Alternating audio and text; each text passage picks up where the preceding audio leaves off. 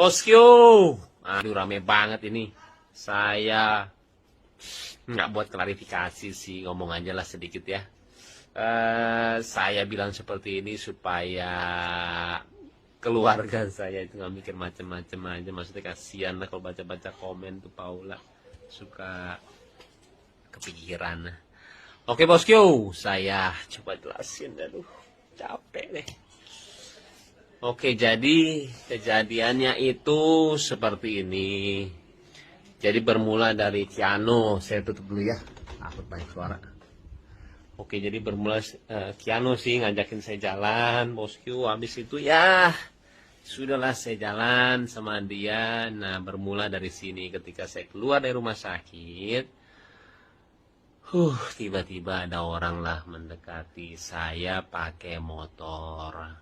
Dan itu mepet, kita lagi jalan dan dia mepet kita sih, dan itu bahaya banget ya, saya lagi bawa anak lagi, dan dia tiba-tiba minta uang sama saya.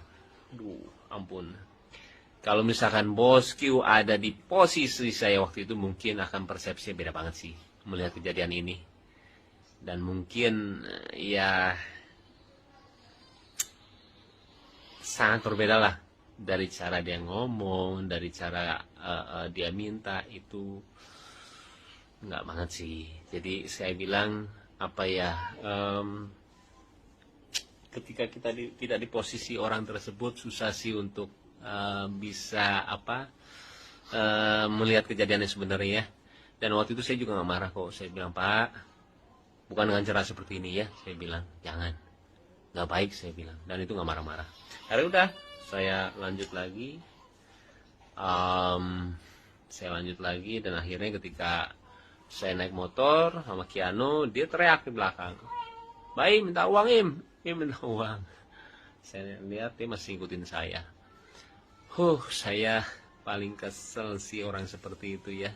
Waktu itu saya juga pernah ngamuk waktu itu sama ojol ya, gara-gara dia ngikutin saya sampai ngalangin saya depan mobil. Udah, dan saya paling nggak suka kalau misalkan itu dijadiin kelemahan. Itu dijadiin kelemahan saya ya, ketika orang melihat saya langsung diminta uang atau gimana, karena saya ngelakuin semuanya dari berbagi atau enggak apapun itu ya. Saya juga nggak mau dibilang kebaikan atau nggak menolong, karena saya cuma senang melakukannya, udah, titik itu aja. Dan ketika orang itu menjadikan itu kelemahan saya, setiap orang ketemu sama saya dan minta uang, saya kurang suka sih, apalagi dengan cara yang seperti itu ya. Akhirnya udah, saya jalan aja, nggak mengubris, saya ke rumah lah. Itu lumayan agak jauh sih. Terus saya ke rumah dan berhenti, dan tiba-tiba dia muncul lagi setelah berapa detik ya, 10 detik, 15 detik lah. Saya nyampe, dan kembali dia minta uang sama saya, bosku. Di situ saya lumayan agak ini sih, saya bilang, "Pak, tolong jangan dengan cara seperti ini," saya bilang. "Jangan ya, nggak boleh," saya bilang. Dan menegurnya saya dengan cara apa, yang seperti kalian lihat di video. Dan saya, kalau misalnya kalian sering lihat vlog saya sering lakuin itu sih. Ketika orang minta dengan cara yang tidak sopan atau gimana, saya sering ngeliatin, dengan cara seperti itu lu nggak akan dapetin duit, beneran deh. Saya akhirnya ngasih orang yang mungkin gak ada hubungannya sama dia. Saya sering banget seperti itu. Terus udah, dan tiba-tiba dia juga bilang, setelah saya kasih uang, dia bilang, "Saya umurnya 77 tahun," kata dia. Terus saya bilang, "Kenapa saya harus kasihan sama dia?" Gini loh bosku, banyak banget ya orang yang 80 tahun, 90 tahun, atau nggak 100 tahun yang saya temuin, dia itu anti banget mengemis. Kenapa? Nggak tahu. Dan itu membuat saya itu seperti malu sama diri sendiri. Dan saya ngelihat orang kalau misalkan memperlihatkan kelemahannya dia untuk mendapatkan uang, saya itu benci banget. Kayak misalkan dia cacat, saya cacat tuh minta uang dong. Saya sering banget ngelihat orang yang nggak punya kaki, dia jalan, dia jadi orang yang suka baju itu apa sih, brosur, bukan brosur, dia bikin baju lah waktu itu ya, dan itu nggak punya kaki, dan dia jalan, dan dia tidak ngemis. Jadi buat saya, Kiana lagi, sayang, Ini lagi tuh lihat nih. Ini gara-gara Keanu nih. Minta jalan tuh. Hah? Iya. Jadi kalau dengan cara seperti itu saya nggak suka banget sih bosku. Jadi dia menjadikan kelemahan dia untuk bisa meminta uang sama saya. Saya 77 tahun, saya udah tua, minta duit dong, kayak gitulah istilahnya. Saya nggak suka sih. Saya ngelakuin semuanya dengan hati. Saya mau ngasih orang ya sesuai dengan hati saya. Toh itu uang saya juga gitulah. Tapi kalau misalkan ada persepsi yang berbeda dari kalian, saya nggak apa-apa banget. Nah, karena pemikiran orang beda-beda sih, dan saya juga nggak ngerasa gimana banget. Saya klarifikasi seperti ini juga sebenarnya nggak mau, cuman karena ini bertepatan dengan kebahagiaan keluarga saya nggak mau jadi pikiran banyak orang, ya akhirnya saya buat seperti inilah. Oke, kembali itu adalah persepsi saya bosku. Mau atau nggak diterima, saya bilang nggak apa-apa ya. Yang penting saya udah ngomong seperti ini, terserah deh. Saya bilang nggak apa-apa banget. Tapi kembali saya tidak menyesali apa yang saya lakuin beneran.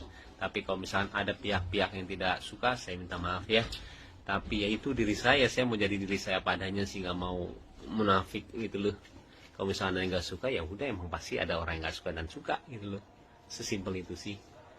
Oke bosku, udah azan juga, dan sekarang udah bobo lagi langsung tuh.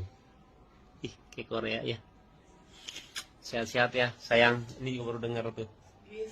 Iya, oke deh. Sebenarnya agak heboh ya. Heboh banget. Ya udah, iya. Mudah-mudahan juga mengertilah posisi dari kita ya bosku ya. Sehat-sehat semuanya, dan doain ya supaya semua sehat, Paula, Kenzo sama Kiana juga, dan kalian juga sehat ya. Assalamualaikum warahmatullahi wabarakatuh. Oh, sedih tikus tuh sayang. Ampun deh. Dah bosku. Ikut-ikutin saya sampai berapa kilo tadi? Ngapain? Jangan, nggak ada ngemis-ngemis gitu.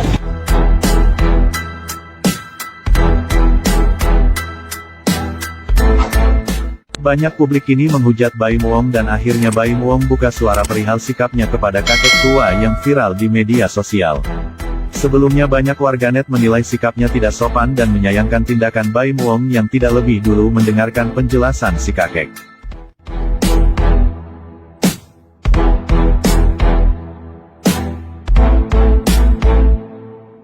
Sebagai informasi, kakek tersebut diketahui bernama Pak Suhut, berusia 77 tahun. Sebelumnya ia membuntuti Baim Wong karena ingin menawarkan dagangannya berupa sepatu. Pak tua yang mengendarai sepeda motor bebek berwarna hijau itu lantas membuntuti Baim Wong dari rumah sakit tempat Paula Verhoeven melahirkan hingga rumah sang artis. Nah sobat, Baim Wong sendiri sudah menjelaskan soal alasan dirinya menegur pria tersebut. Baim menuturkan jika kronologinya waktu itu ia dalam kondisi naik motor dan tiba-tiba ada seorang pria berteriak memanggil nama Baim Wong yang sedang mengajak piano. Baim minta uang dong, minta uang. Dan dia lakuin itu di atas motor yang lagi berjalan, ungkap Baim Wong kepada media. Ia menjelaskan kejadian tersebut memang tidak terekam dalam kamera yang merekam kegiatannya saat itu. Hal itu dinilai Baim Wong merupakan cara yang tidak sopan. Tentu cara seperti itu juga bisa membahayakan keselamatan. Masa ngemis ngikutin? Malu-maluin aja ngejar-ngejar minta duit.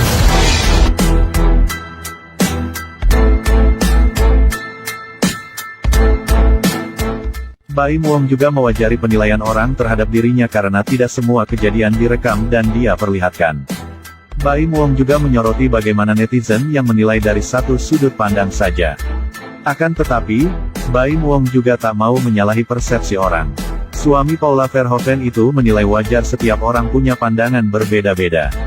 Akan tetapi, Baim Wong mewanti-wanti dalam memberikan pernyataan dan pendapat. Baim Wong juga menerima apabila ada pihak-pihak yang tidak menerima dengan sikapnya memperlakukan pria tua tersebut. Dia menegaskan sangat lumrah setiap orang punya pemikiran dan cara pandang yang berbeda. Baim Wong menjelaskan perihal prinsipnya. Dirinya tidak menyukai dengan orang-orang yang merendahkan diri mereka sendiri demi mendapat belas kasihan. Dia pun memberikan contoh tentang pria itu yang mengatakan usianya sudah berusia 77 tahun tersebut. Ikut-ikutin saya sampai berapa kilo tadi? Ngapain?